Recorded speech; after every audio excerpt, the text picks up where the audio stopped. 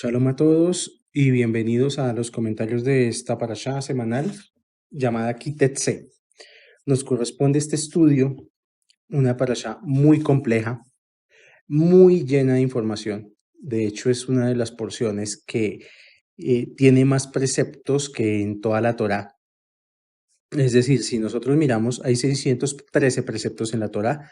Bueno, de esos 613, más de 70 hay aquí en esta porción, alrededor de 74 preceptos. Es una porción que tiene varias particularidades y es que yo creo que es posiblemente de las porciones más difíciles de explicar sin la cábala. O sea, la persona que de pronto, de manera coloquial, quiera tomar una Biblia, una Torá, y pararse aquí en Deuteronomio 21, 10 y de ahí para adelante, si no tiene una guía, va a tener problemas.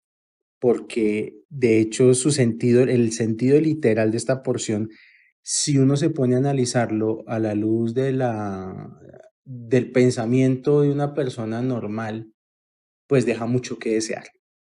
Este es el tipo de porciones que alientan a la gente que odia el Antiguo Testamento, que dice que el Dios del Antiguo Testamento, Hasbe Shalom, es un Dios bárbaro, asesino, cruel. Este tipo de porciones también alienta al feminismo, porque es que el que la lee de manera literal realmente queda muy confundido y pues queda, digamos, preguntándose qué clase de Dios es este. Entonces es necesario llegar a la Kabbalah para entender lo que está aquí escrito. Porque así como en el sentido literal es una porción perturbadora, en el sentido oculto, en el último nivel de interpretación, es la porción que más secretos guarda. Y por eso también, digamos que para poder hacer estos comentarios va a ser necesario 100% escoger una parte. No se puede hacer un estudio completo de la porción. Hay que tomar algún lado de la porción y sobre este profundizar y veremos si el año que viene si este proyecto continúa o se puede analizar otra parte de esta porción Kitetse. Así como para darles una idea, entre los temas que esta porción trata están lo que se puede hacer con una mujer capturada. Aquí empezamos un poquito preocupados.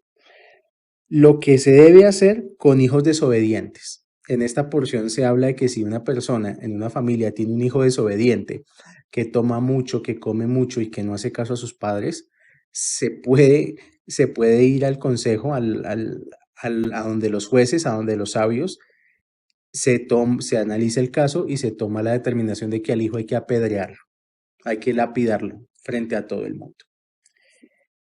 Y otro de los temas que trata esta parashá es cómo ir a la guerra. Entonces los temas son fuertes, son densos. Y quiero tomar directamente el Humash y empezar a leer la parte que vamos a estudiar en estos comentarios. Deuteronomio 21, para las personas que tengan Biblia en su casa, pueden leer desde el versículo 10. כי תצא למלחמה על אויביך ונתנו אדוני אלוהיך בידך ושבית שביום וראית בשביה אשת יפה תואר בחשקת בך ולהקת לך לאישה והבטח אל תוך ביתך וגילך את ראשך ועשית את ציפורניך והכשירה את שמלת שביח מעליך וישבה בביתך ובתך את אביך ואת אמך ירך ימים ואחר כן תבוא אליך ובלתך והייתה לך לאישה והיה אם לא חפצך בך ושילחתך לנפשך ומאחור לא תמכרנה בכסף לא תימטר בך תחת אשר עיניתך. Esta fue la parte fácil, leerla en hebreo. Ahora viene la parte difícil, leerla en español latino. Cuando salieres a la guerra contra tu enemigo y lo entregares a Hashem, tu Dios Todopoderoso, en tus manos y cautivares a su cautivo y vieres en el cautiverio una mujer de belleza en aspecto y estuviere tu deseo en ella, la tomarás para ti por mujer y la traerás hacia adentro de la casa, de tu casa, y rasurará a su cabeza y hará crecer a sus uñas, y se quitará la vestimenta de su cautiverio de encima de ella, y se sentará en tu casa y orará a su padre y a su madre un mes, en días, y después de eso podrás venir hacia ella y la desposarás y será para ti por mujer. Y más sería si no la deseares a ella, entonces la enviarás liberándola para sí misma y vender no la venderás por dinero. No comercializarás con ella por cuanto que la hiciste sufrir. Entonces aquí ya uno ve, vuelvo y digo, si nos vamos al sentido literal, nos está diciendo la Torah primero que hay que ir a la guerra. Segundo, que los soldados tienen derecho a tomar mujeres y que si les gustan las pueden violar. Una vez, eso sí. Y tienen un mes para tomar una decisión si se casan con ella o no. Entonces, pues aquí uno queda bien confundido. ¿Qué nos está queriendo decir la Torá, el Zohar, con esto? O sea, no hay una forma coherente de explicar esto en el sentido literal. ¿De quién nos vamos a apoyar para decodificar esta parte de la Torá? Del Ari Akadosh, de Rabbi Yitzhak Luria. Y a partir de sus interpretaciones, que son por lo menos 5 de las que yo encontré, vamos a entender qué es lo que quiere decir esto. Nada tiene que ver con lo que ustedes están pensando. Kitetse dice, cuando salgas a la guerra, aquí está la enseñanza central de la porción. Cuando salgas a la guerra contra tus enemigos y tu Dios te los entregue en tu mano. De entrada, Hashem avisa, nos está diciendo, va a haber guerra. O sea, no nos está, lo primero es que no nos está poniendo el panorama así como muy halagüeño, muy bonito que digamos. Luego nos dice que hay que salir a la guerra, pero no dice nada sobre combatir. Y en esto, esta es la belleza de empezar a estudiar Torah, que uno tiene que buscar la interpretación hacia lo más profundo. Está diciendo que hay que salir a la guerra. En ningún momento está diciendo que hay que ir a combatir. Literalmente la Torah lo que dice es que si la persona sale a la vida como una guerra, Hashem lo va a pelear por la persona. Lo único que a veces uno necesita en la vida es tener actitud. La actitud vale más muchas veces que el conocimiento, que el talento. Y la Torah nos está diciendo, el primer secreto, si salimos a la vida, a nuestro trabajo, a nuestras cosas, como si fuera salir a la guerra, Hashem pelea por nosotros. No nos está diciendo que peleemos, nos está diciendo que hay que salir a la guerra. De hecho, ya lo hizo. Esto no es nuevo. Esto ya apareció en la Torá. Vamos a hacer un flashback hacia la porción de Shemot, de Éxodo. Cuando Hashem sacó al pueblo de la esclavitud de Egipto. En ningún momento los hebreos pelearon contra los egipcios, no tomaron una sola arma, no se enfrascaron en ningún combate. Lo único que hicieron fue salir de Egipto. Lo único que tenían que hacer era salir de Egipto. Y Hashem iba a pelear por ellos. De hecho, a nivel Midrash, interpretaciones sobre este pasaje hablan de que precisamente la dificultad del pueblo de Israel es que no querían salir de Egipto. Egipto, hagan de cuenta, es lo que para nosotros hoy puede ser Nueva York, una ciudad llena de comodidades, de lujos, de luces, de vida, de teatros, de Wall Street, la Quinta Avenida, el Central Park, el Hombre Araña, todo metido en un solo lugar. Pues ¿quién se va a querer ir de Nueva York? Nadie. Es exactamente ese el escenario que había en Egipto. En Egipto había de todo y era prácticamente la capital del mundo, era el centro del poder mundial de esa época. Hashem duró un poco de tiempo buscando la manera de que estos tipos salieran de Egipto. Y ya cuando salieron, ya él se encargó, ya yo hago el trabajo. Nunca, como dije antes, el pueblo de Israel peleó. De hecho, incluso hasta la naturaleza fue la que peleó contra el faraón y contra sus ejércitos. La partición del Mar Rojo fue eso. El Mar Rojo cuando se abre y hace dos paredes gigantes de agua y un camino de lado a lado del mar, del Yam Suf. El pueblo lo único que tenía era que cruzar. Y cuando el faraón con sus carruajes se metieron dentro a perseguirlos dentro del camino entre los dos muros de agua, fue el propio mar el que los aplastó.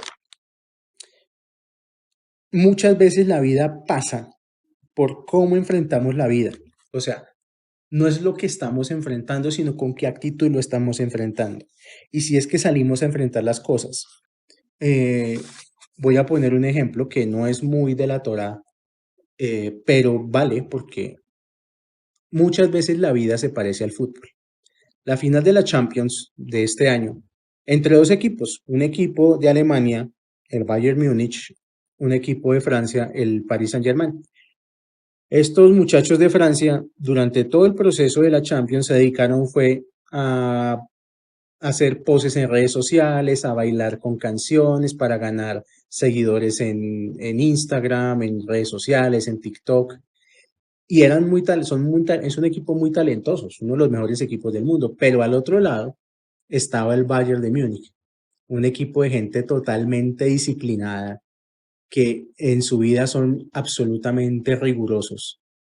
Y cuando salieron a jugar, se notó cuál de los dos equipos había salido a la guerra y cuál de los otros dos equipos había salido a jugar un partido de fútbol. Pues el equipo alemán fue una planadora completa. Y solo en temas de actitud ganaron, porque si vamos a ver cuál equipo es más talentoso el equipo de París. Tiene mejores jugadores para jugar con la pelota. Tiene mejores artistas con el balón. Pero pues si eso no está acompañado de querer ganar, y es que eso es lo que a uno le pasa en la vida, si yo hago mi trabajo, pero yo no quiero ganar, pues ¿qué voy a obtener? Si yo madrugo todos los días pensando, ¿será que sí? Ay, Dios mío, ay, por favor, no sé qué. Pues hombre, eso es lo que va a quedar impreso en lo que uno hace. Un producto es el testigo físico de cómo está una persona por dentro. Y eso es lo que te comunica. El producto, una persona que produce algo, lo que sea, su producto es su representante, su manifestación física. Por eso es que a veces hay gente que pasa por los centros comerciales y va mirando estanterías, vitrinas, y mira cosas y, ay, tan bonito. Sí, pero muy bonito, pero lo dejan ahí y se van, porque no ven en el producto esa energía especial que hace que diga, yo quiero comprarlo, no importa cuánto estén cobrando por eso que está ahí. Entonces, sí, digamos que la actitud, digamos, es el 90% de la vida. El otro 10% es Hashem. ¿Qué es más peligroso? Yo, digamos, hago esta pregunta. ¿Una persona llena de conocimiento sin actitud o una persona ignorante con actitud? En la vida, ¿cuántas veces hemos visto que hay personas que no han hecho sino más allá del quinto de primaria y resultan con empresas y resultan llenos de dinero, resultan que a punta de vender papas fritas, a punta de vender tamales, a punta de vender envueltos, resultan con dinero, con casas, con propiedades? ¿Y cuántas veces hay esta gente que pasa por universidad y creen que porque tienen intelecto, conocimiento, ya se van a salir a comer el mundo y que ya lo tienen todo asegurado? Y salen y se dan cuenta que cuando se dan cuenta que la vida es de verdad, ahí sí se estrellan, empieza la depresión, empieza el tema de que ellos no pueden creer que el mundo no sea para ellos.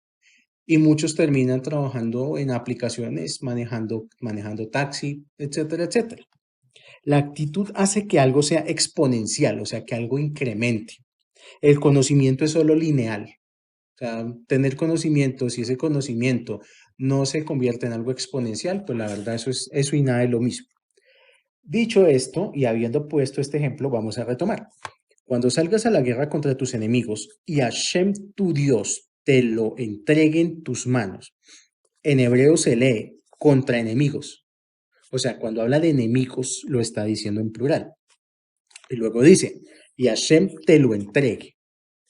Habla en singular y en masculino. Es como si todos los enemigos, de una u otra manera, se hubieran convertido en uno solo. Entonces, tengo 100.000 enemigos y me entregan uno. Y vuelvo y digo, está diciendo, contra enemigos. Cuando salgas a la guerra contra enemigos y Hashem tu Dios te lo entregue en tus manos. Debería decir en tus, pero no dice tus. Y todos estos detalles son los que marcan la diferencia estudiando Torah. Y luego dice, tomarás prisioneros. En hebreo dice, y capturarás cautivos. Volvemos al punto, capturarás cautivos. Si acaso cuando ya no eran libres cuando antes de capturarlos, o sea, capturé cautivos, es como secuestrar a un secuestrado. ¿Y ahora qué? Dice, si entre los prisioneros, y esta es la parte más jugosa de la porción, si entre los prisioneros vieras una mujer hermosa y la deseases, podrás tomarla como esposa. En realidad eso no dice.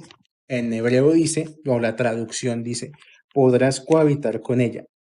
Deberás llevarla a tu casa. Ella deberá rapar su cabeza y dejarse crecer las uñas.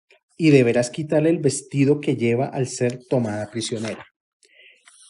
Bueno, en hebreo la traducción realmente es su vestido sucio. Y dice, deberá permanecer en tu casa llorando a su padre y a su madre por un mes. En hebreo dice, durante días, un mes. La Torá es perfecta. O sea, la Torá no redunda, la Torá no pierde una sola letra. Y está diciendo, durante días, un mes. O sea, no es más fácil decir un mes o decir 30 días. Está diciendo, durante días, un mes. Sigo. Y después podrás cohabitar con ella y ella será tu mujer. Pero si luego no la deseas, deberás dejarla ir en libertad. No podrás venderla por dinero ni esclavizarla. En hebreo dice, no podrás esclavizarla más. En ningún caso, y aquí ya empezamos a hacer las aclaraciones pertinentes, en ningún caso este es un permiso de la Torá para violar mujeres cuando se gana una guerra. Porque entonces estos ejércitos que invaden países en nombre de la libertad llegan allá y toman mujeres y las violan y supuestamente eso está bien. Por supuesto que no. O sea, quien interprete así la Torá tiene que ir al psicólogo, tiene que hacerse ver porque hacerse ver ese coco de un profesional, porque estamos hablando de seres humanos y uno no puede, mediante la Torá, avalar agresiones contra la libertad, ni contra el género, ni nada de eso. Y es que, digamos, es más contradictorio todavía porque es que en el pueblo de Israel no cualquiera salía a la guerra. Eso no es como ahorita que los gobiernos toman los hijos de los campesinos para que vayan y peleen las guerras y ellos están cómodos en sus oficinas tomando whisky y sus hijos están muy cómodos en el exterior estudiando, pero que sean los hijos de los pobres los que se mueren. Aquí, en el pueblo de Israel, los que iban a la guerra eran los mejores del pueblo de Israel. ¿Y qué son los mejores? Los que tenían el mayor nivel espiritual, o sea, puros sadiquim. ¿Y cómo se determinaba quién podía ir a la guerra o no?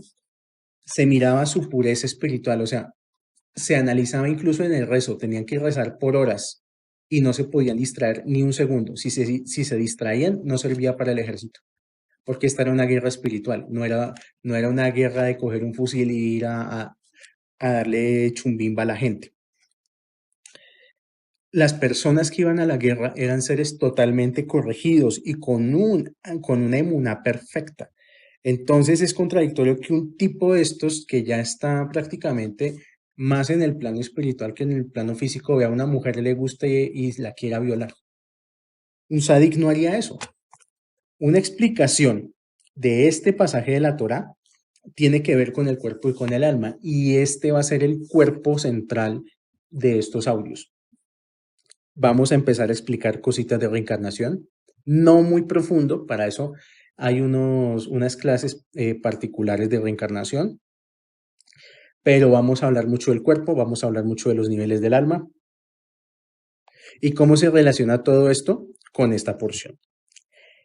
Cuando dice, tomar a una mujer cautiva, esto decodificado significa que el alma entra al cuerpo, la mujer cautiva es el alma, y cuando el alma entra a un cuerpo, se siente secuestrada de su perfección espiritual.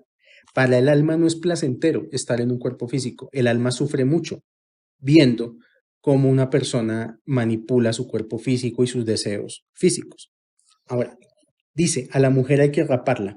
Esto tiene que ver con el sufrimiento justamente del alma. Y cuando dice a la mujer se le viola, está hablando de que el alma siente en cierto modo una violación cuando está dentro de un cuerpo y sobre todo cuando ese cuerpo hace cosas impuras. Dice, al mes la mujer debe ser libre. Si no valoras tu alma, ella debe irse y debes devolverla. Vamos poco a poco.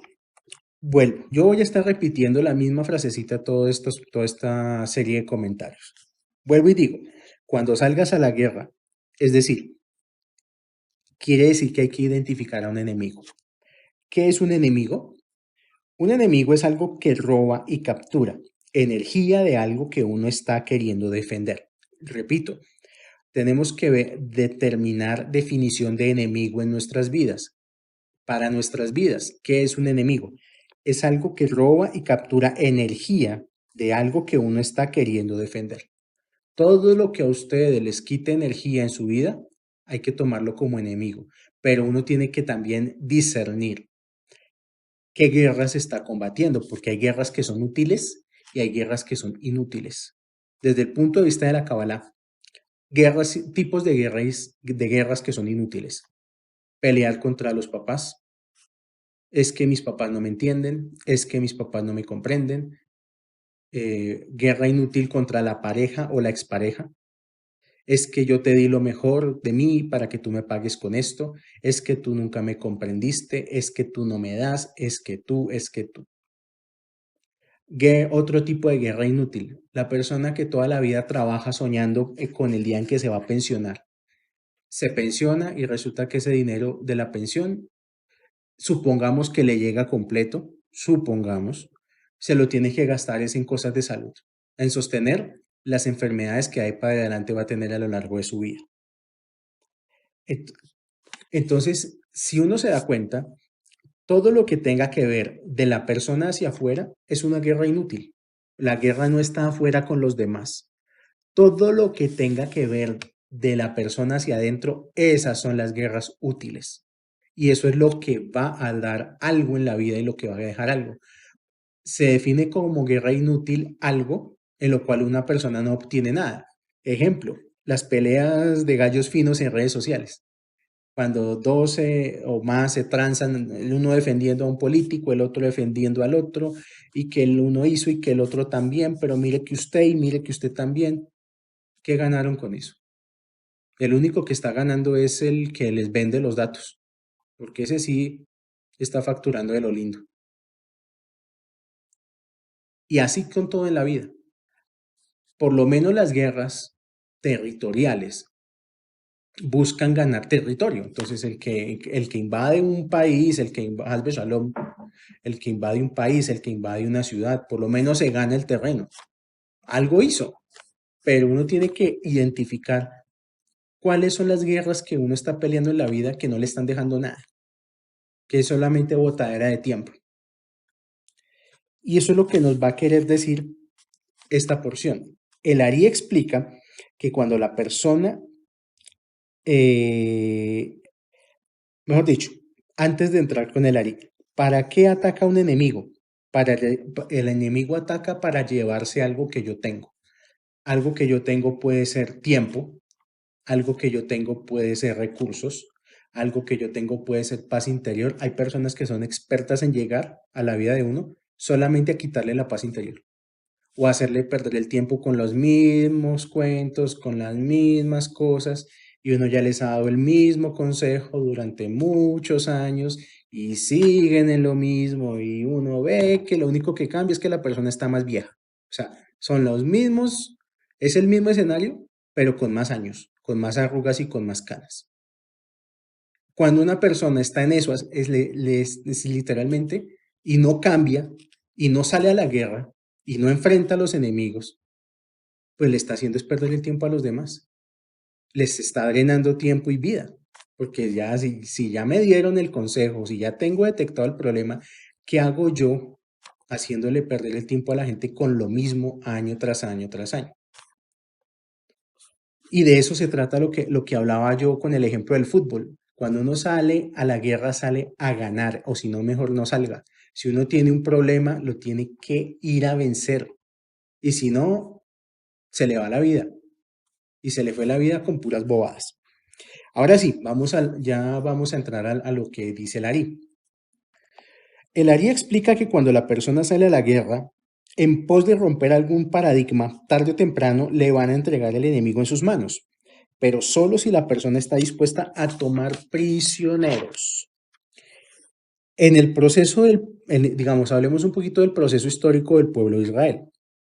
¿Cuál ha sido el enemigo como más nombrado de los israelitas? Egipto. Saliendo de Egipto, solo quedaba llegar a la tierra prometida. Pero en el camino a la tierra prometida aparecen muchos otros pueblos. Ahora, si son su pueblo elegido, si ya lo sacó de Egipto, ¿por qué Hashem pues no les habla, no les allana el camino si ya abrió el Mar Rojo y acabó con un poco de egipcios? ¿Cuál es el problema en de pronto acabar los pueblos vecinos? No sea a punta de truenos o lo que sea, y que los israelitas lleguen chévere a la tierra prometida. Más aún, si sabemos que los líderes de los pueblos son solo títeres que ejecutan las órdenes que provienen del plano espiritual a través del ángel regente de ese pueblo, ¿por qué Hashem no le puso en la mente a esos líderes de esos pueblos que dejaran pasar al pueblo de Israel sin poner resistencia? Aquí hay que aclarar una cosa. Nosotros a veces, las personas, creemos que el problema es el presidente, creemos que el problema es el Congreso, pero la verdad es que esos líderes son un reflejo por afinidad de forma de lo que es el pueblo. Esa gente que está allá, que supuestamente es lo peor y roba y mata y no sé qué y dice más, esa gente es la representante, es el espejo de ese pueblo que están dirigiendo.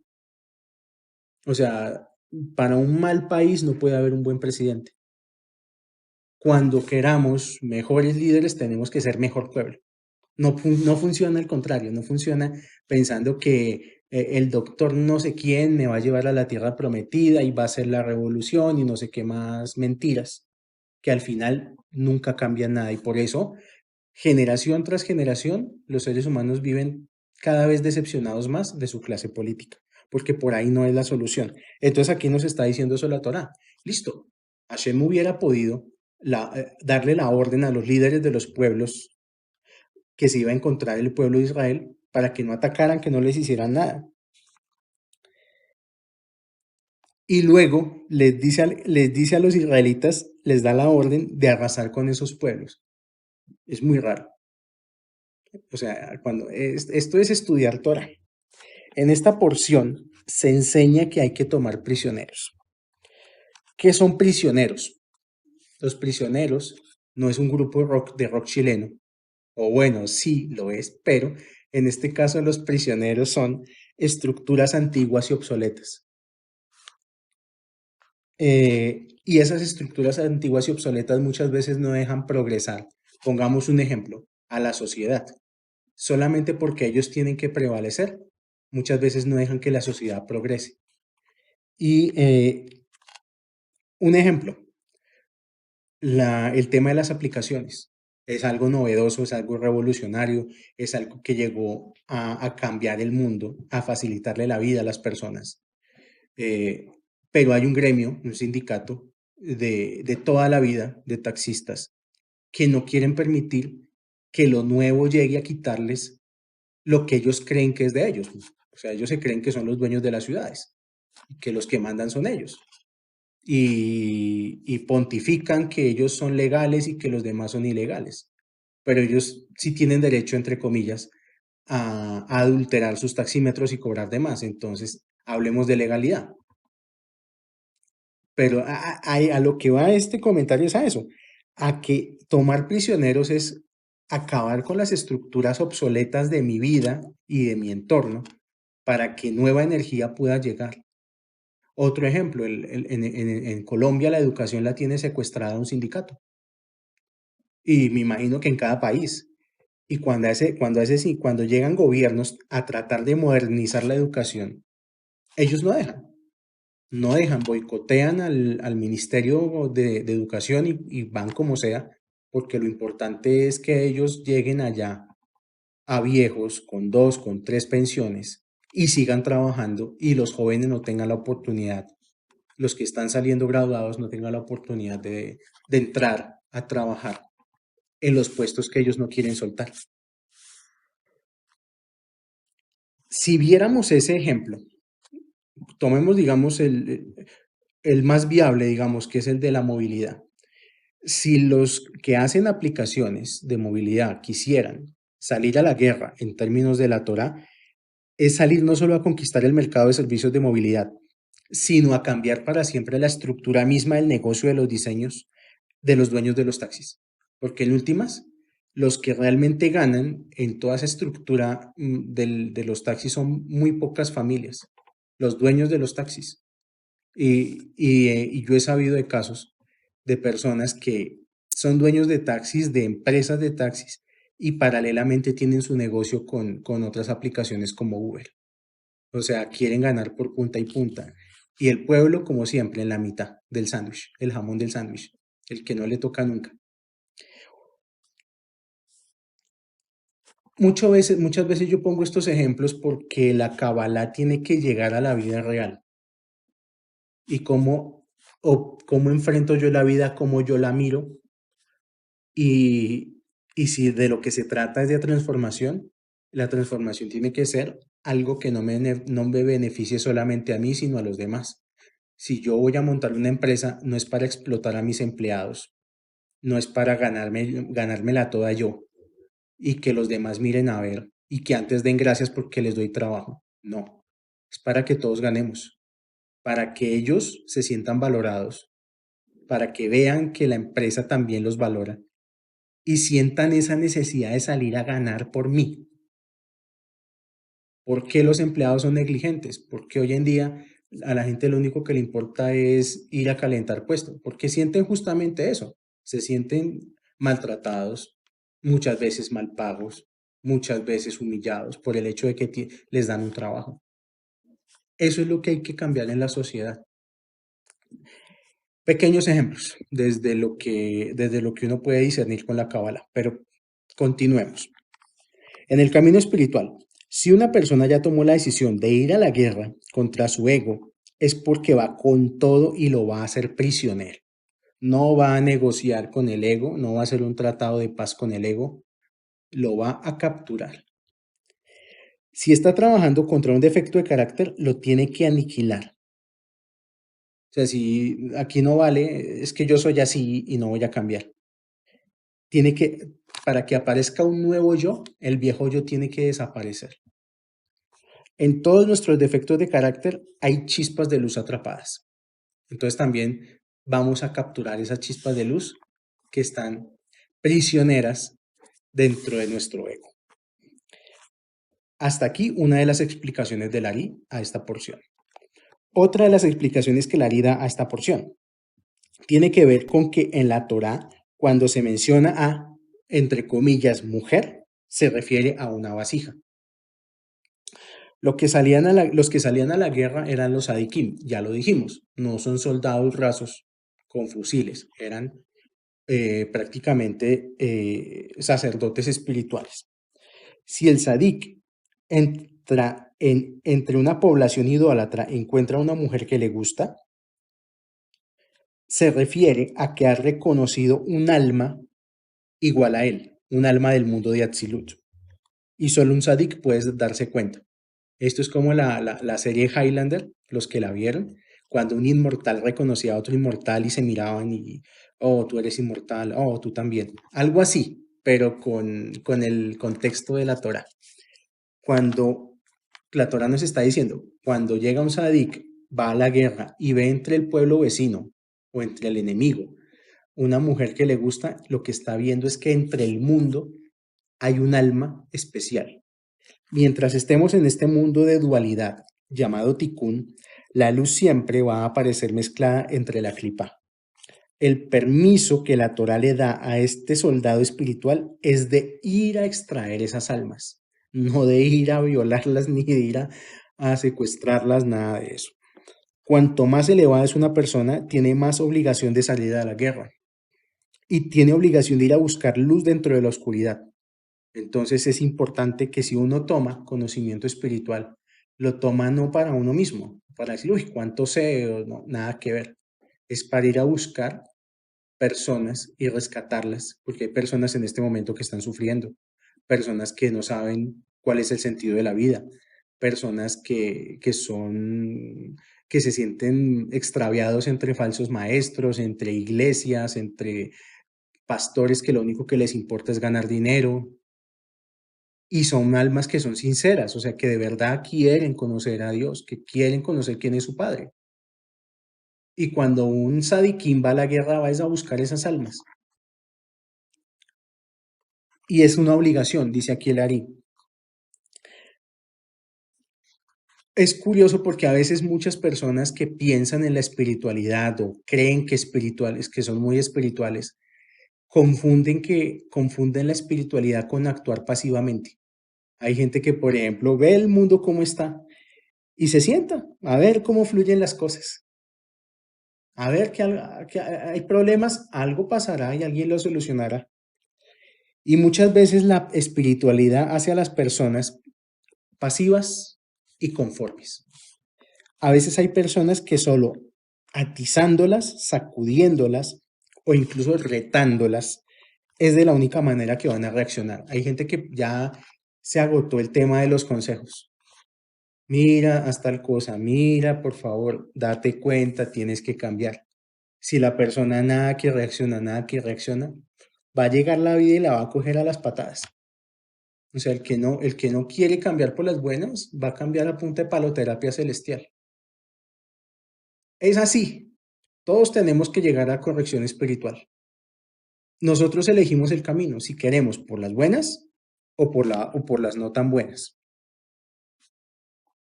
Y por eso, la energía misma de este camino llamado Kabbalah está constantemente provocando a la gente. Yo sé que hay muchas cosas que uno dice en estos audios que a la gente no le gusta, que se enojan, que y empiezan a justificarse y a armar su rollo intelectual, mental, filosófico para defender su ego, porque es lo único que están haciendo.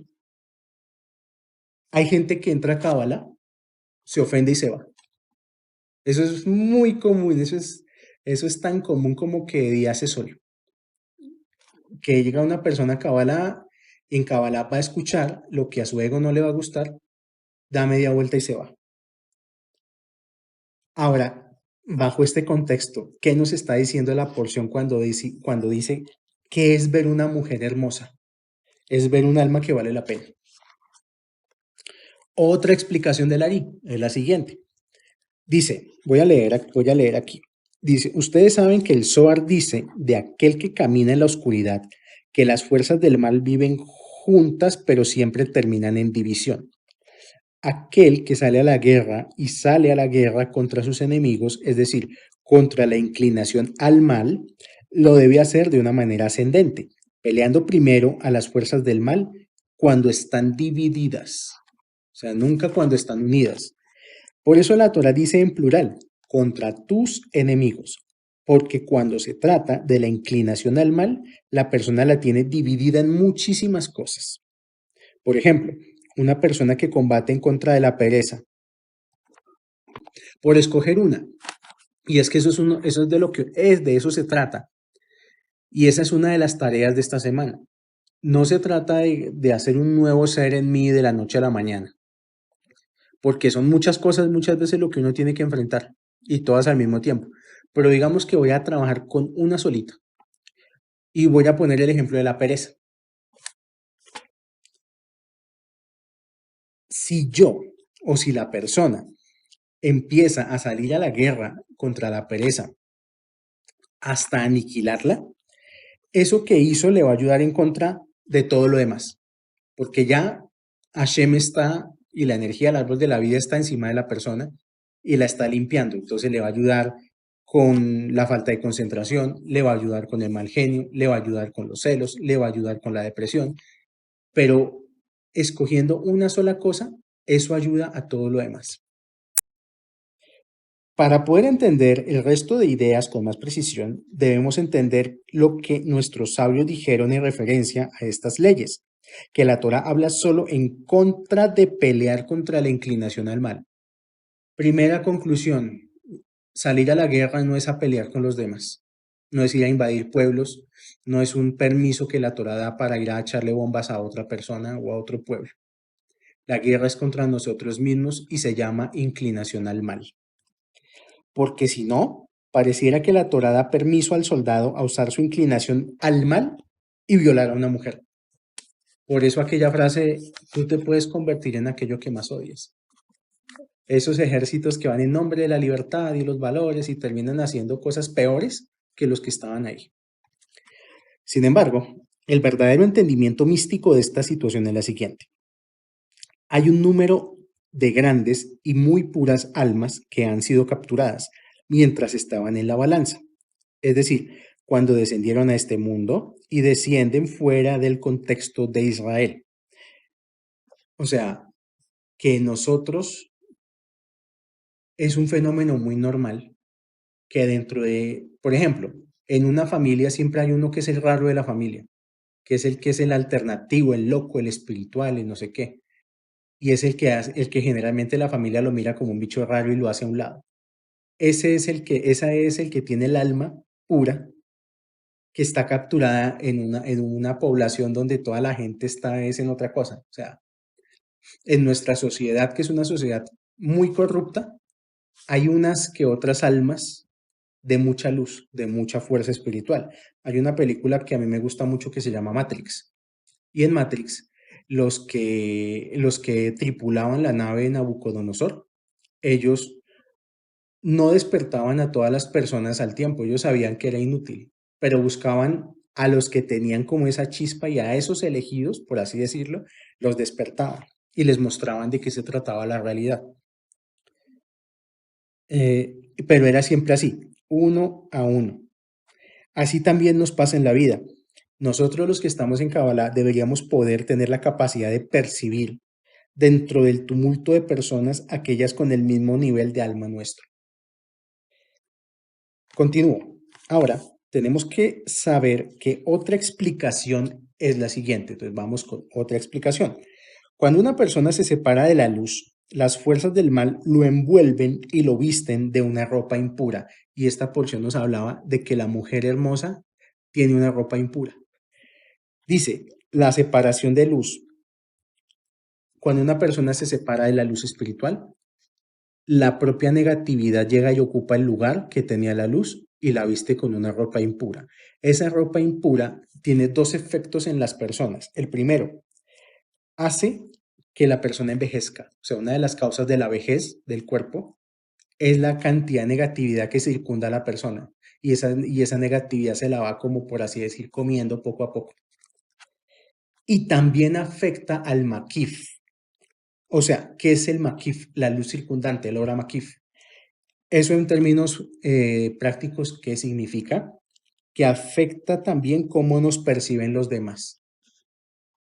Hay esas personas que nadie las quiere, que uno les ve, uno ve y siente esa energía de ish, esa persona que no sé qué, con la sola cara, que vienen muy cargados. Es por eso, porque han dejado escapar su luz y ahora están vistiendo una ropa impura. Este es el significado de la imagen que usa la Torá para decir que hay que sacarle sus ropas mugrientas. Es decir, que salir a la guerra tiene que ver con quitarnos esa ropa impura que hemos adquirido año con año por la impureza y esas cosas, eso sí que aflige al alma. Cuando una persona sale a la guerra contra su propia inclinación al mal, la cual es llamada tus enemigos, ¿qué son tus enemigos? Vamos a ponerle un nombre ya más concreto. Es el ángel de la muerte y su corte de demonios, pero yo no voy a pronunciar sus nombres en este momento, porque pues no es bueno hablar de ellos con nombre propio, pero sí tienen una jerarquía y tienen unos nombres y tienen unas funciones. Así como hay ángeles, que también los ángeles tienen unos nombres y unas funciones. Estas entidades persiguen constantemente a la persona, sobre todo aquellas que tienen mayor cantidad de luz para que pequen, o sea, para que se separen de la luz. Pero cuando una persona se arrepiente, entonces el creador mismo no tiene ninguna dificultad de ir y pelear contra todos esos ejércitos de demonios. Lo que se necesita es que la persona quiera salir a la guerra. Por más que uno le dé consejos a la gente, si la gente no quiere, es imposible. Si la gente no quiere, ahí podemos pasarnos toda una vida dando palmaditas en el hombro. Una persona que dedica el trabajo espiritual a un solo tema debilita todos los demás temas. Entonces, ¿qué significa realmente arrepentirse? Saber que esa clipa a la que te aferras te afecta a ti y a los demás. O sea, toda esa negatividad a la que nosotros nos aferramos no es que solamente nos afecte a nosotros, está afectando a nuestras familias, a nuestros papás, a nuestras mamás, a nuestros hermanos, a los hijos. O sea, no es solamente, ya suficiente es el daño que se está haciendo a la persona, ahora se va a dar cuenta que le está haciendo daño a la gente que quiere, que la está lastimando, que le está quitando también energía vital a sus seres queridos, por no salir a la guerra. ¿Cómo se sale a la guerra contra la inclinación al mal? Bueno, hay varias formas de interpretar eso de cómo salir a la guerra contra la inclinación al mal. Puede ser con arrepentimiento, pero es arrepentimiento, no promesas, porque es que hay gente experta en lo mismo. Prometen y prometen y prometen y nada de nada. No es lo mismo, por ejemplo, una persona que se arrepiente, por ejemplo, haber gritado. Alguien gritó a alguien, pónganle el nombre que quieran. No es lo mismo decir, yo me arrepiento de haber gritado, a decir, oye, te prometo que no voy a volver a gritar. Porque generalmente uno promete y no cumple. El enemigo no es otro, no es mi competencia, el enemigo es uno mismo y toda la negatividad que uno ha acumulado a lo largo de la vida. Arrepentirse es esa parte que a uno le toca hacer. Es, digamos, lo más importante, se puede decir. Hay que arrepentirse de ser un aliado de demonios. Cuando Jacob, por ejemplo, haciendo otro flashback, cuando Jacob decidió salir a la batalla contra el ángel de la muerte, lo venció y recibió una bendición. Esto es exactamente lo mismo. Si la persona hace su parte, Hashem, con todo gusto, le entrega en sus manos al enemigo, al ángel de la muerte. ¿De qué se trata entonces la corrección final? De derrotar al ángel de la muerte y tener vida eterna. Por aquí es que empieza a desenmarañarse desde el punto de vista de la cábala el tema de la vida eterna. Ahora, vamos a ir, voy a ir nombrando frase por frase de esta hermosa porción. Cuando dice, y capturarás cautivos, se refiere a lo siguiente. Primero hay que entender que está escrito imperativamente. Es decir, si sales a la guerra, sales por todo. Y por todo es por todo. Tomar toda la luz de ese sistema de vida clipótico y viejo. Capturarás cautivos se refiere a lo siguiente. Cuando una persona que es un pecador, y ya sabemos que un pecador es un socio de la negatividad, o sea, la propia persona se vuelve socia de la clipa, se vuelve socia del ángel de la muerte. Cuando una persona que es un pecador hace alguna mitzvah o estudia Torah, atrae una beneficencia divina y da la oportunidad a las fuerzas del mal de capturar la luz de la beneficencia que esa persona hace. O sea, si yo no tengo ese cambio profundo, mi estudio de Torah a lo mejor para lo único que sirve es para seguir alimentando la oscuridad. Cuando las fuerzas del mal lo ven hacerlo, lo dejan, porque piensan, este tipo es nuestro sirviente, que haga misbot y haga cosas que traigan luz, puesto que lo que sea que él consiga, se lo está dando a su amo, que es la inclinación al mal. Por consiguiente, la beneficencia divina que fue solicitada por aquel pecador es capturada por las fuerzas del mal, y obviamente esa energía es usada en contra de la voluntad de la luz. Cuando él se arrepiente apropiadamente, él extrae de la boca de las fuerzas del mal eso que las fuerzas del mal habían tragado. Esto que dice Lari, y para corregir, yo quería como compartirles esto. Uno no sabe cuántas veces en la vida ha alimentado a las fuerzas de la oscuridad, incluso supuestamente haciendo cosas buenas. Hay una fórmula para que las fuerzas de la oscuridad vomiten, tal cual como está diciendo aquí, escupan eso que las fuerzas del mal han tragado. Y es el Salmo 132. La persona que lee el Salmo 132 y se concentra sobre todo en el versículo 13, ese versículo 13 tiene un nombre de Dios oculto que se llama Het Bet Bab. Y ese nombre de Dios sirve para recapturar las chispas de luz que están atrapadas en los mundos del caos. El versículo 13 dice, Ki bajar Adonai Betzion y baj le Moshavlo. Así dice el versículo 13 de este salmo, como ya les dije, 132. Con este salmo, la persona puede empezar a recuperar, si lo dice diariamente, esas chispas de luz que le ha entregado a los seres de la oscuridad. Y este es el significado místico del verso que dice, aquel que tragó una legión y luego la vomitó. Esto está en el libro de Job 20, versículo 15. Y este es el verdadero significado de esa palabra llamada arrepentimiento. Estamos en el mes de Elul, que es el mes del signo de Virgo. Y en este mes la palabra clave es Teshuvah. Teshuvah es o quiere decir retornar o devolver. Lo que hace el penitente, el que se arrepiente, es que devuelve la energía del estudio de la Torá y de las misbot que originalmente las había quitado del plano de lo puro y se las había dado a la clipa. Este es el significado de capturar algo cautivo, que es recuperar algo previamente capturado por las fuerzas del mal. O sea que los que estudiamos Kabbalah somos una fuerza táctica de ataque. Somos como el Gaula del ejército. Somos como las fuerzas especiales, los boinas verdes o rojas, lo que sea. Porque nuestra misión no es hacernos los buenos ni ponernos un arito encima de la cabeza. Nuestra misión es recuperar chispas de luz. Me gusta esa definición, somos el Gaula. Cuando dice, paréntesis, pero cuando veas entre los prisioneros una mujer hermosa, esto se refiere al alma del pecador.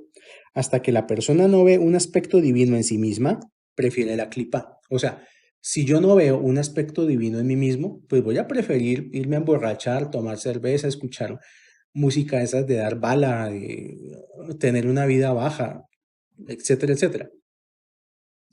¿Por qué hace la gente eso? Porque no piensan que ellos tienen una chispa de luz. Y sigue la ahí. Dice, y si prestan atención, dice, cuando veas una mujer hermosa, la desearás. Está también escrito de forma imperativa.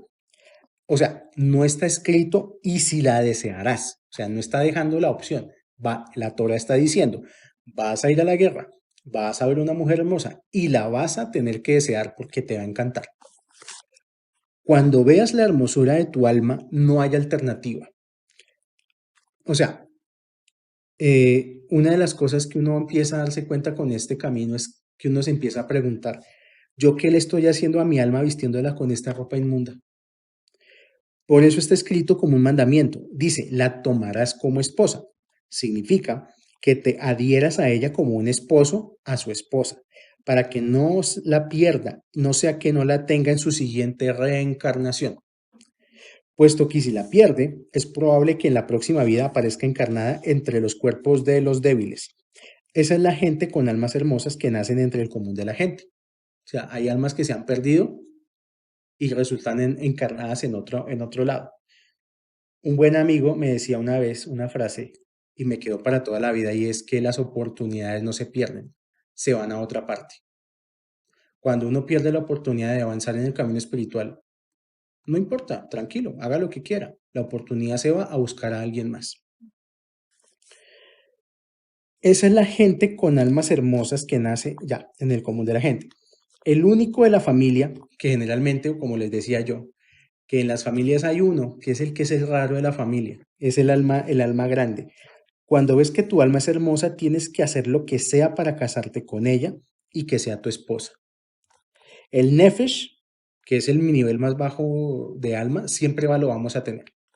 Pero el ruach no sabemos cuánto lo vamos a tener, ni cuánto vamos a tener. La gente, por ejemplo, que se sale del camino espiritual, se aburrieron de la Kabbalah, se aburrieron de todo esto y regresan al mundo. o la gente que tiene éxito hasta una cierta edad y luego caen y no se levantan nunca más, o sea, que tuvieron su apogeo y luego se estancaron. Es por esto, porque perdieron niveles de alma. Dice otra de las frases, y la llevarás a tu casa. Esto tiene que ver con que uno debe mirar profundamente dentro de uno mismo, porque la casa es uno mismo. Recluirse de los demás si es necesario, llorar por la situación de prisionero en la que la persona está, porque uno puede ser, mm, digamos, uno puede ser prisionero de una de estas dos cosas o de las dos. Uno, prisionero de la inclinación al mal, o dos, prisionero de la quietud, la pasividad.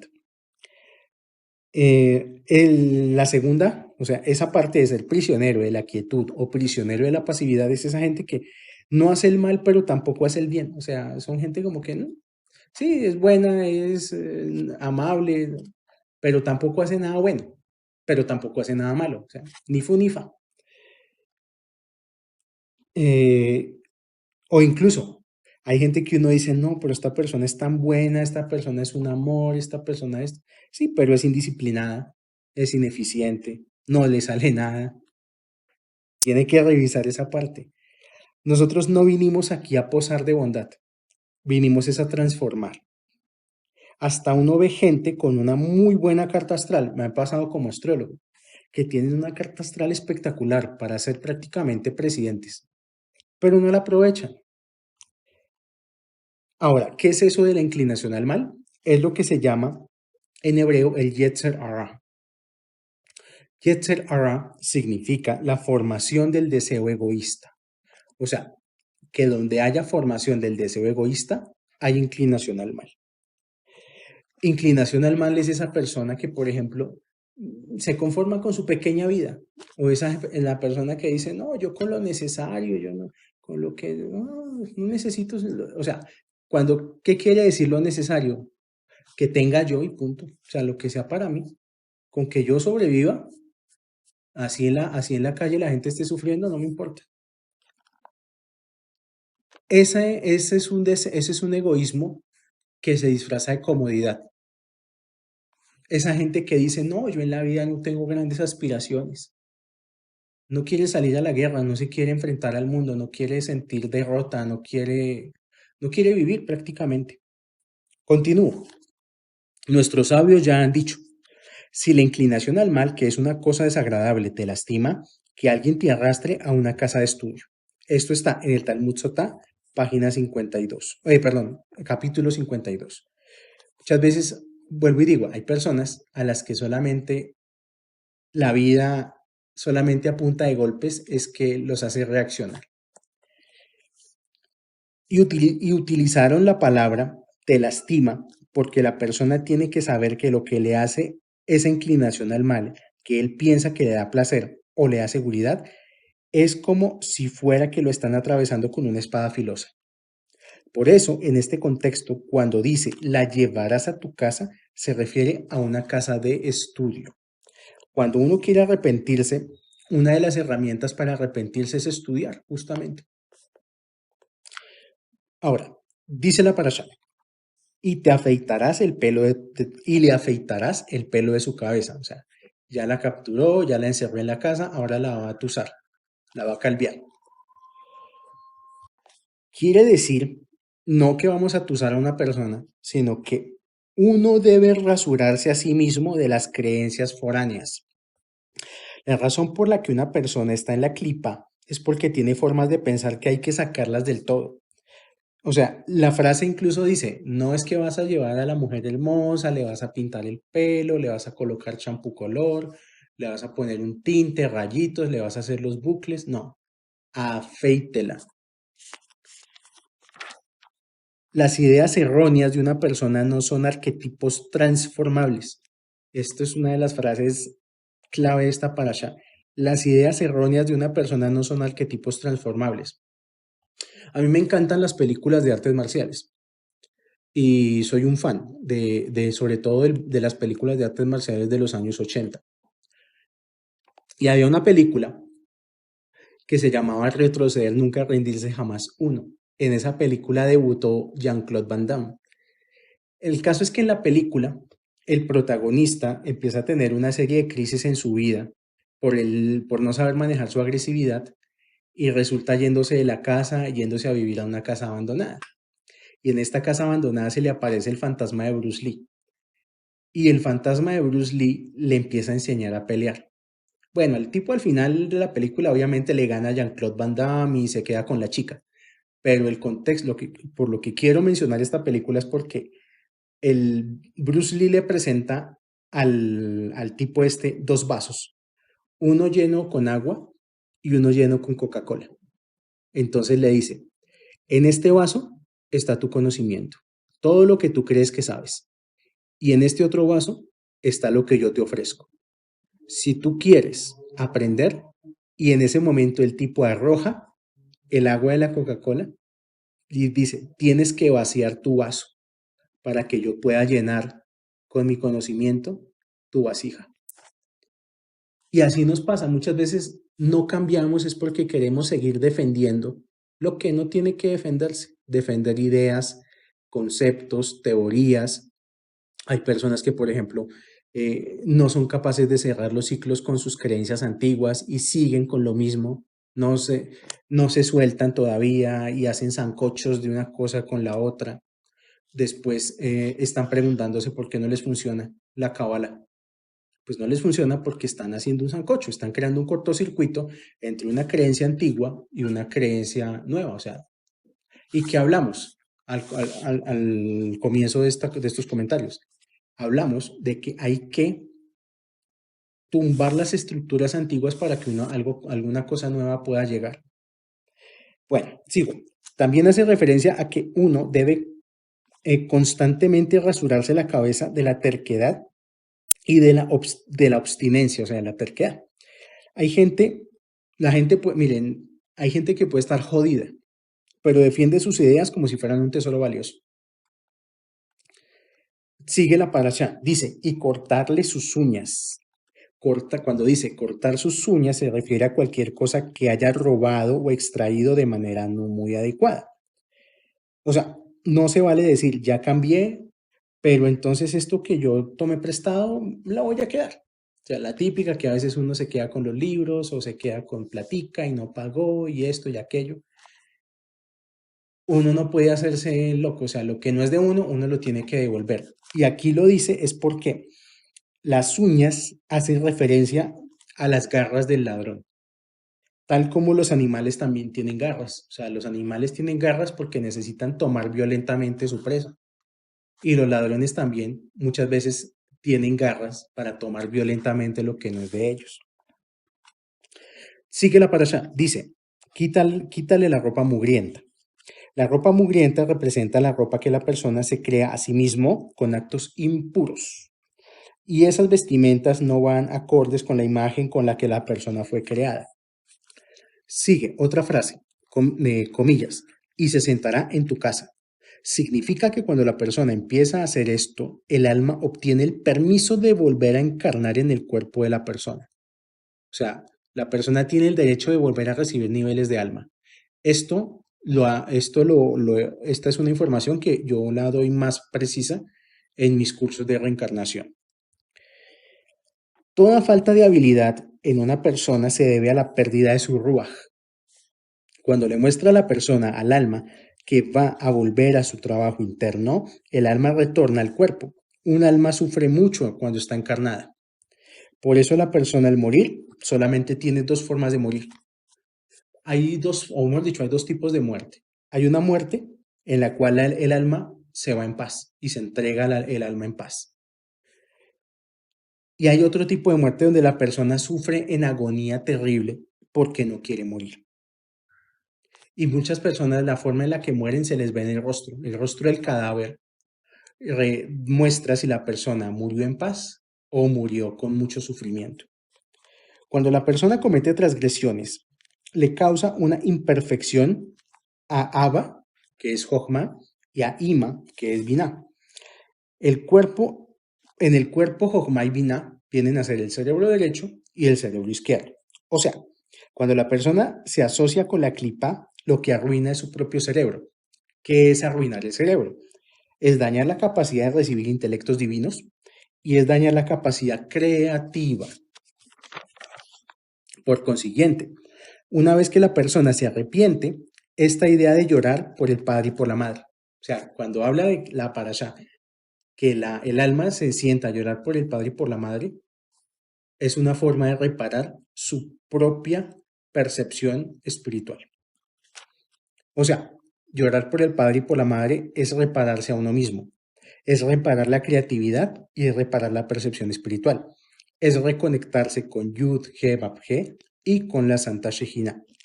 Dice, y sabemos que el método principal de impurificación que tiene el hombre generalmente es a través de la sexualidad.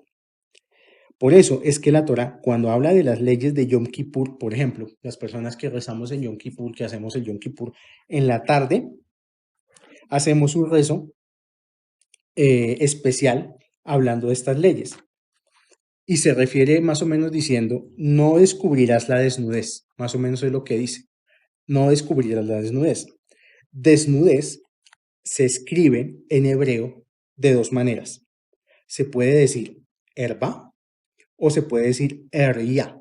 Entonces, herba, erya. Herba se escribe con las letras Ain, Resh, Vav, He. Erya se escribe con las letras Ain, Resh, Yud, He. O sea, lo que la persona arruina de sí misma con cortocircuitos relacionados con sexualidad son las dos últimas letras de estas dos palabras. A ver si hacemos el ejercicio capciosamente. ¿Cuáles son las dos últimas letras de herba? No, perdón. ¿Cuáles son las dos últimas letras de eria? Yud, He. ¿Cuáles son las dos últimas letras de herba? Vav, He. Yud, He, Vav, He. ¿Por qué la sociedad está degradada moralmente? Con pornografía, con excesos sexuales, con, eh, digamos, exhibiciones en redes sociales. Por eso, porque tenemos dañado, la gente tiene dañada su propia Yud He Vav He.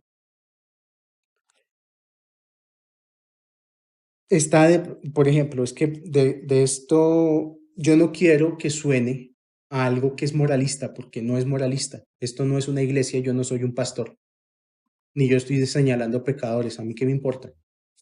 Yo lo que estoy diciendo es que es un aspecto técnico de cómo funciona el universo.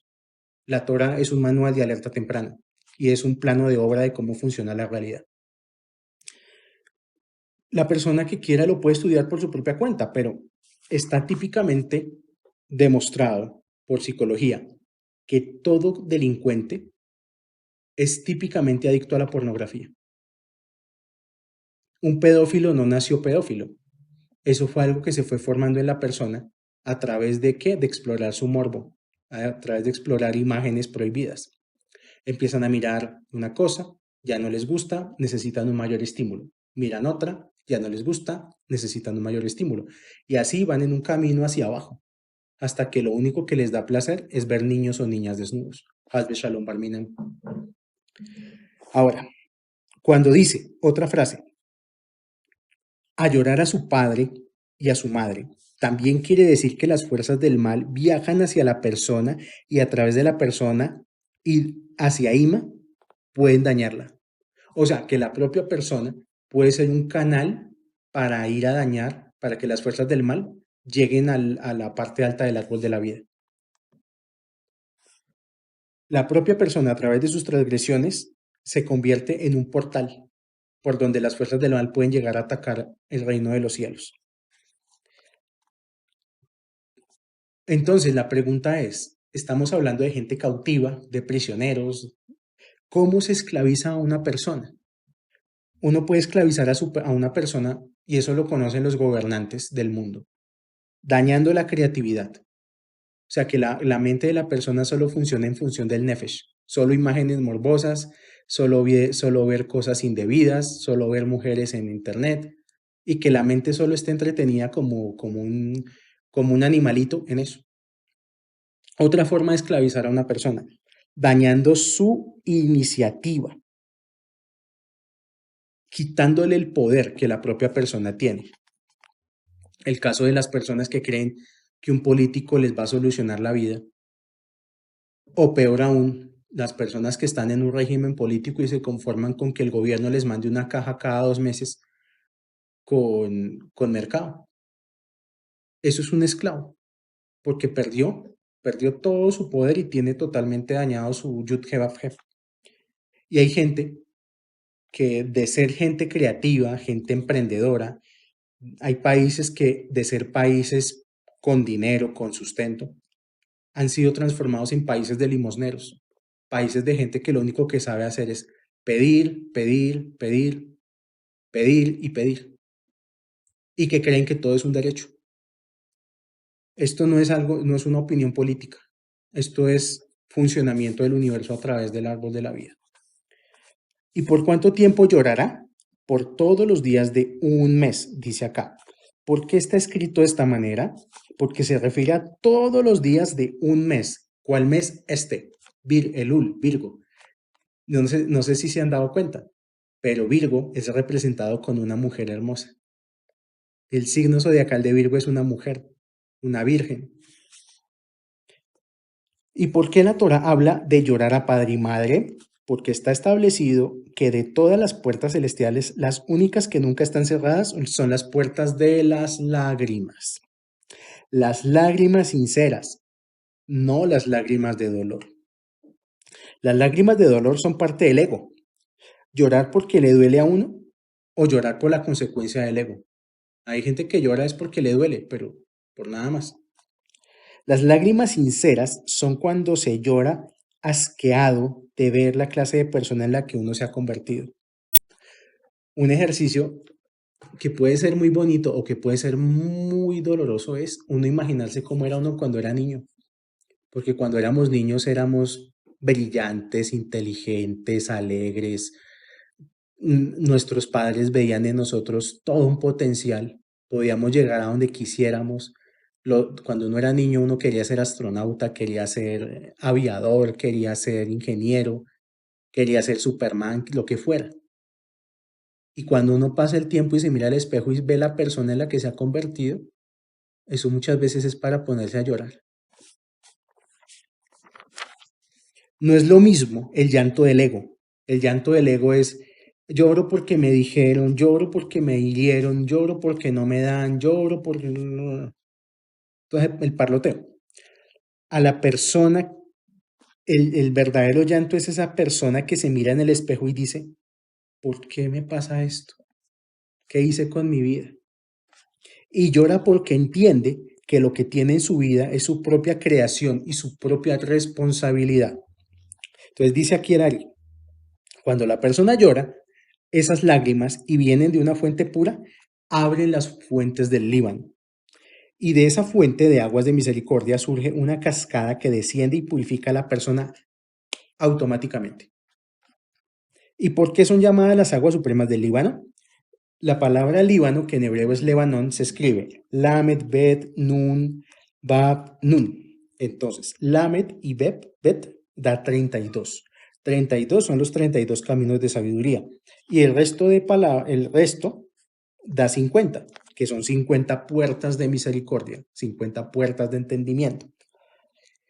Es un dato curioso, en las montañas del Líbano es donde nace el río Jordán. El mismo río Jordán donde batallaron Jacob y el ángel de la muerte. Y Jacob venció a la muerte. El mismo río Jordán que están atravesando ahora los hebreos para llegar a la tierra prometida. Pero sigo, dice, y después de todo este proceso, ella vendrá a ti y el soldado toma la decisión de si se casa o no. Es decir, después de todo este trabajo de Elul, después de todo este trabajo que tenemos que hacer en el mes de Virgo, ella, el alma, se acerca a la persona. Este es el momento donde el alma puede volver a uno. Ningún mes en el zodiaco como este para esto.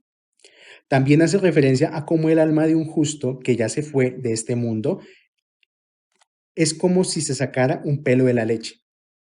Esto es algo que el Talmud lo explica. El Talmud explica esto acerca de cómo un tzadik deja este mundo.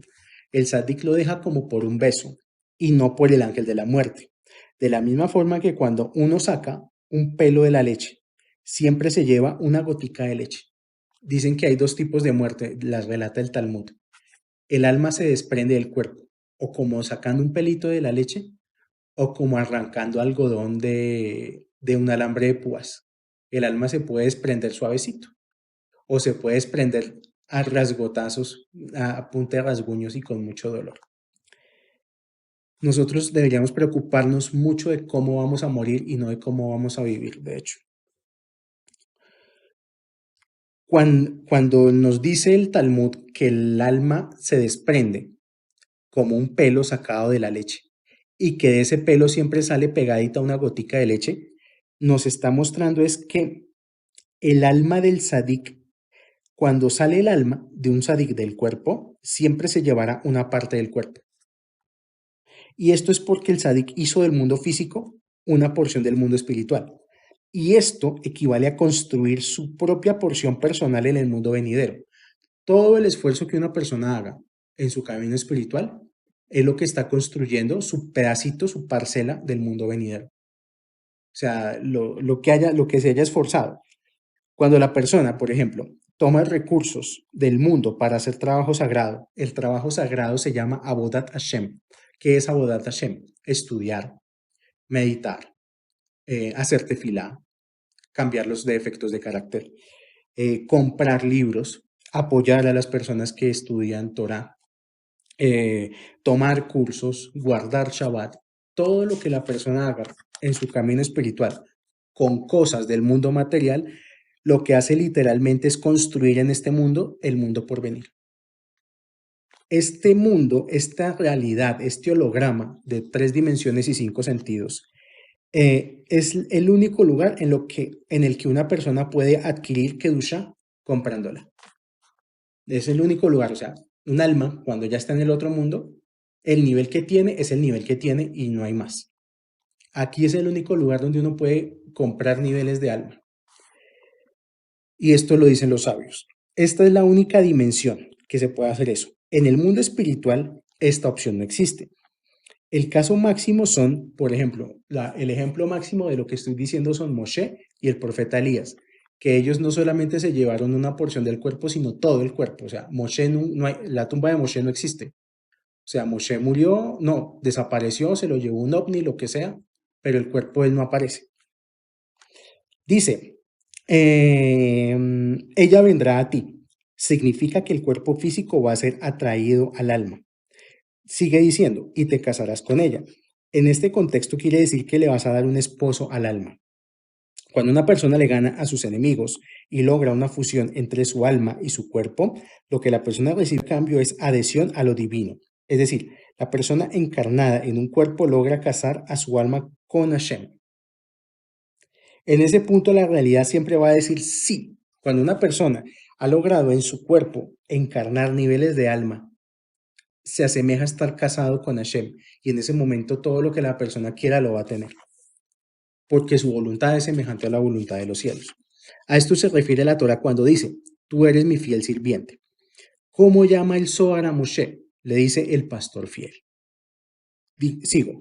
Y cuando llegue aquel día, el día de la redención final, ella será tu esposa. Significa que el cuerpo nunca más va a opacar o a quitar el brillo del alma.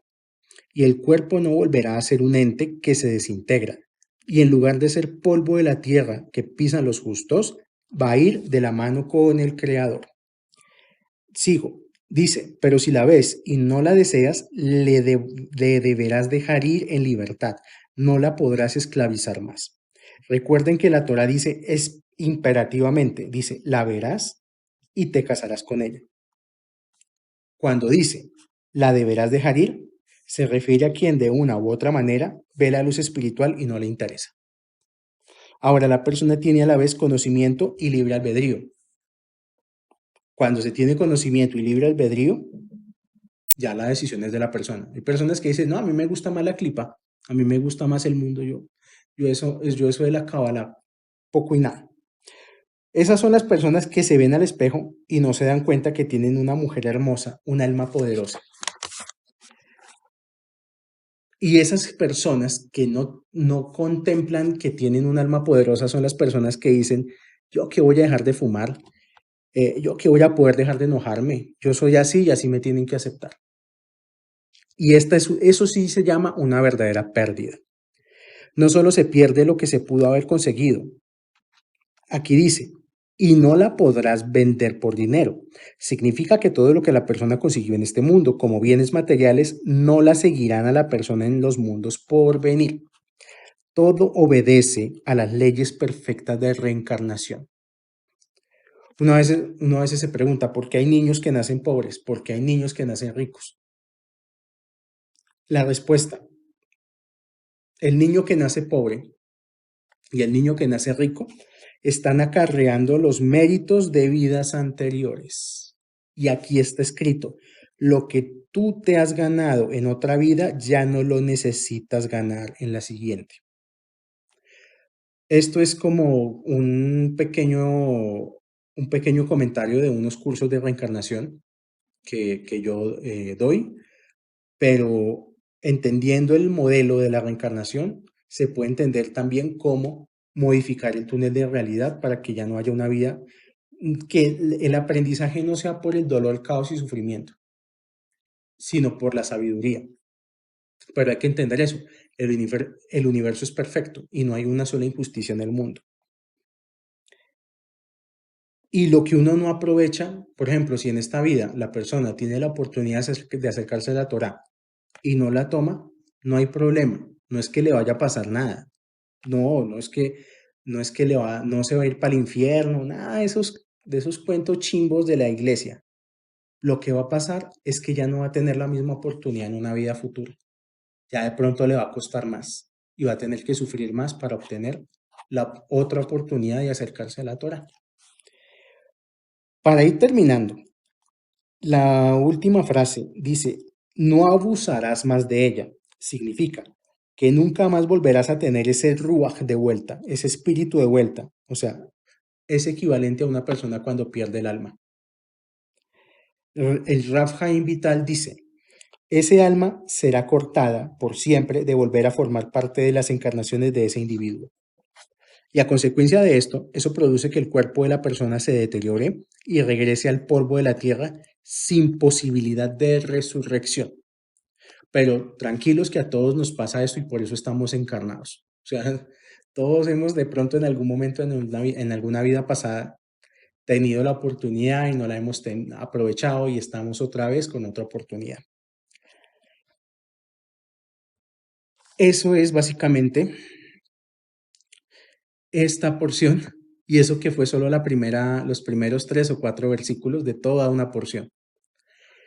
Si Hashem permite, el año que viene, si este proyecto continúa, seguiremos estudiando lo que sigue de la porción de Kitetse.